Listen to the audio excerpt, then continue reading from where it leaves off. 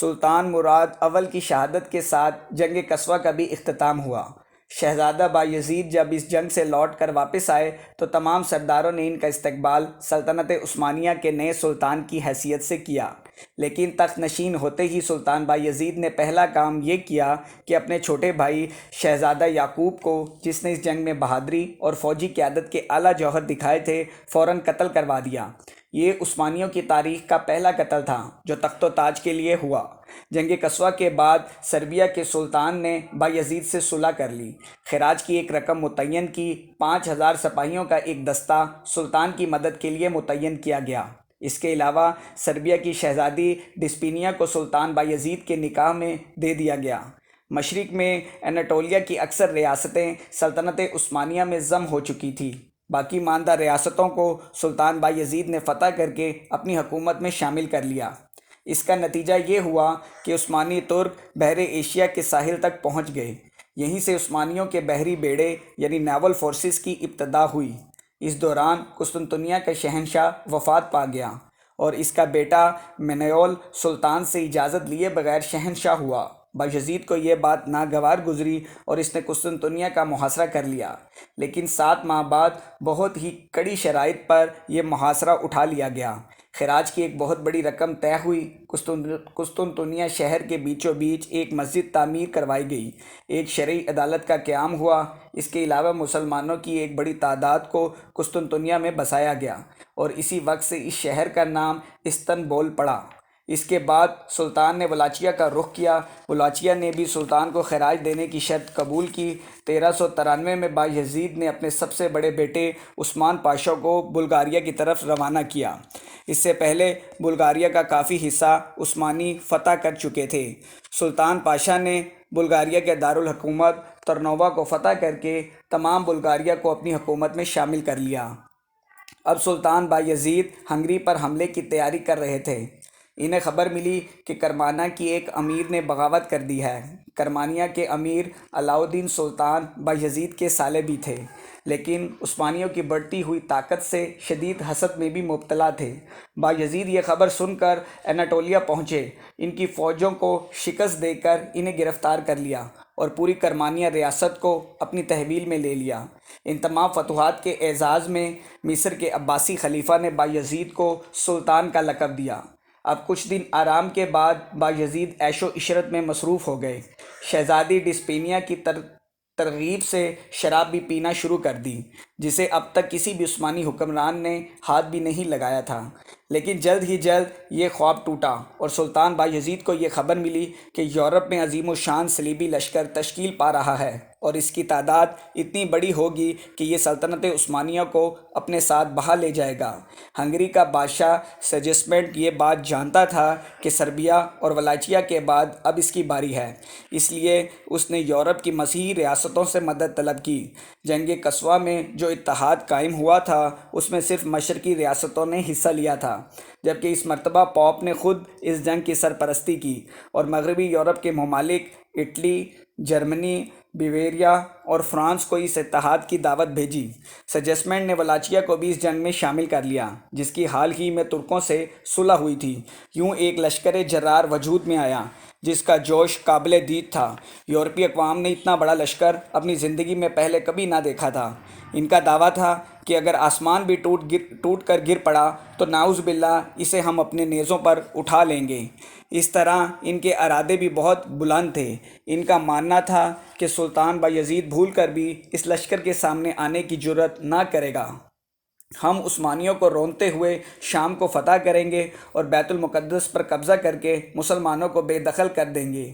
اس لیے جشن کا تمام سامان یعنی شراب اور طوائفیں وہ اپنے ساتھ یورپ سے لے کر آئے تھے، لیکن ہنگری کے بادشاہ سیجسمنڈ کو عثمانی طاقت کا بخوبی اندازہ تھا۔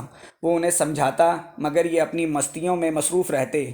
نکوپولس شہر کے مقام پر انہیں اطلاع ملی کہ بایزید اپنے لشکر کے ساتھ پہنچ چکا ہے۔ کچھ یورپی سرداروں کو تو یقین ہی نہ آیا کہ بایزید اتنی جلدی یہاں کیسے پہنچ گیا۔ یہ ایک مذہبی لشکر تھا، اس لیے ہر لشکر کا گروہ چاہتا تھا کہ پہلے حملے کی سعادت وہ حاصل کرے۔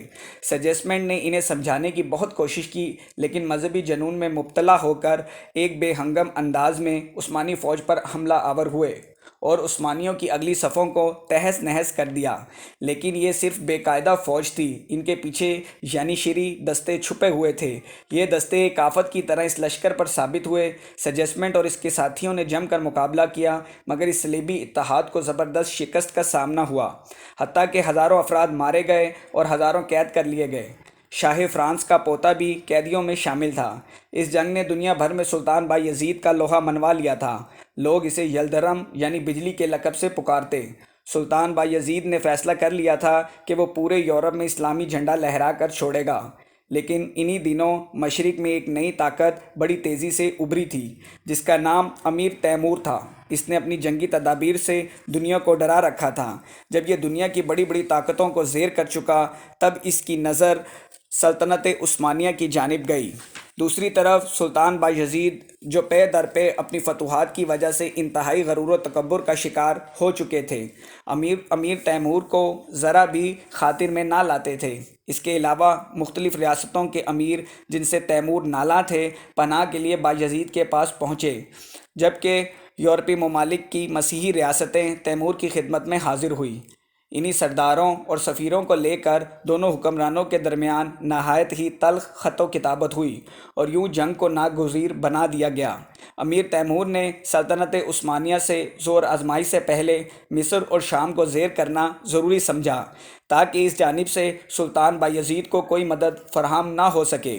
جب سلطان بایزید کو پتہ چلا کہ کیسر و قسطنطنیہ نے بھی اپنی عبارت امیر تیمور کے دربار میں بھیجی ہے، تب سلطان بایزید نے قسطنطنیہ کا زبردست محاصرہ کر لیا۔ اس سے پہلے کہ قسطنطنیہ فتح ہوتا، امیر تیمور کے لشکر نے عثمانی شہر سواس پر حملہ کر دیا۔ بایزید کا بیٹا ارطغرل شہر کی حفاظت پر مامور تھا۔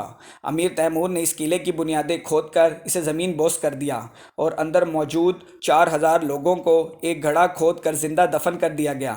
سلطان بایزید کو اپنے بیٹے اور باقی ترکوں کی اذیت ناک موت کی خبر پہنچی تو وہ تیمور سے مقابلے کے لیے سواس پہنچے۔ امیر تیمور یہی چاہتے تھے کہ سلطان بایزید اس خبر کو سن کر اجلک روانہ ہوں۔ سلطان بایزید کو یہاں پہنچنے کے بعد معلوم ہوا کہ امیر تیمور اپنے لشکر سمیت انگورا یعنی موجودہ انقرہ کو فتح کرنے نکل چکے ہیں۔ تیموری لشکر راستے میں موجود بازاروں سے غلہ جمع کرتے ہوئے انقرہ پہنچا اور یہاں پہنچتے ہی میدان جنگ کی سب سے موزوں جگہ پر قبضہ کر لیا۔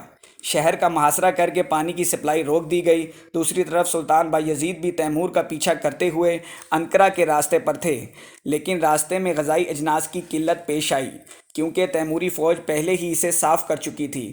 جب سلطان بایزید انقرہ پہنچے تو فوج انتہائی نڈال ہو چکی تھی اور خوراک کی انتہائی کمی تھی۔ دوسرا یہ کہ دریا کے پانی پر بھی تیموری فوج کا قبضہ تھا۔ امیر تیمور اب تک اپنی ہر چال میں کامیاب رہے تھے، لیکن سلطان بایزید اپنی گزشتہ جنگی فتوحات پر اتنے فخر مند تھے کہ وہ تیمور یا تیموری لشکر کو کچھ زیادہ اہمیت نہ دیتے تھے۔ گرمی اتنی شدید تھی کہ پانی کی پیاس کی وجہ سے سلطان کے 5000 سپاہی دم توڑ گئے۔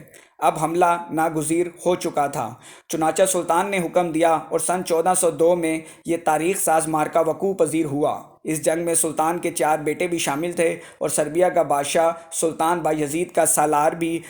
امیر تیمور نے جنگ سے قبل سلطان بایزید کے تاتاری سپاہیوں کی یہ خبر پھیلا دی کہ امیر تیمور ہی تاتاریوں کا اصل لیڈر ہے اور اس کے خلاف جانا ملک و قوم کی توہین ہے۔ اس لیے جنگ کے دوران تاتاری فوج کی بڑی تعداد سلطان بایزید کو چھوڑ کر امیر تیمور سے جا ملی۔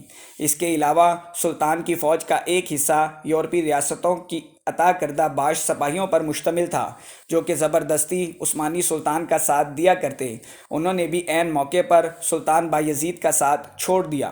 امیر تیمور اپنی جنگی قابلیت کی بنا پر آدھی جنگ کے آغاز سے پہلے ہی جیت چکے تھے، باقی رہی سہی کسر ان کے جنگجو سپاہیوں نے پوری کر دی، یہاں تک کہ سلطان اور 10,000 یعنی شیری رہ گئے۔ ان فوجیوں نے بہادری کی ایسی مثالیں قائم کی کہ خود امیر تیمور، جن کی ساری عمر جنگ و جدل میں گزری تھی، سر پٹا کر رہ گئے اور پھر سلطان بایزید کو گرفتار کر کے امیر تیمور کی خدمت میں پیش کیا گیا۔ امیر تیمور نے انہیں اپنے ساتھ بٹھایا اور ان کے حال پر ہمدردی کا اظہار کیا۔ اس کے بعد ایک تیموری جنرل امیر نوالدین نے بروسا شہر پر حملہ کیا، جہاں سلطان بایزید کی رہائش تھی، اور وہاں سے سارا خزانہ، سلطان کی بیگمات اور یورپی شراب، تمام تر مال غنیمت لے کر تیمور کی خدمت میں حاضر ہوا۔ اب تیمور کی فتح کی خوشی میں ایک جشن کا اہتمام ہوا۔ اس جشن میں سلطان بایزید کو ان کا خاص شاہی لباس پہنا کر اور شاہی تاج سے آراستہ کر کے زبردستی بٹھایا گیا۔ اس کے بعد تاریخ نے یہ منظر بھی دیکھا کہ سلطان بایزید کی بیگمات اور ان کی شاہی حرم کی بے نقاب کنیزیں نئے فاتحین کے سامنے محو رقص ہیں۔